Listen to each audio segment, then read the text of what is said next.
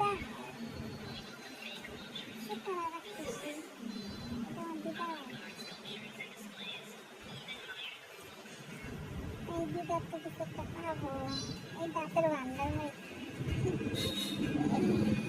দাঁতের ভান্ডার ভালো দাঁত ভালো লাগে না, এইসব দাঁত দেখতে খুব ভালো লাগে। তোমরা দেখছো তো কি লাগবো, আইসো আমার দিদা বাড়িতে বানায় দিবন। সবাই তাকে তাকে দেখে, এদের অনেক দরকার পড়ছে।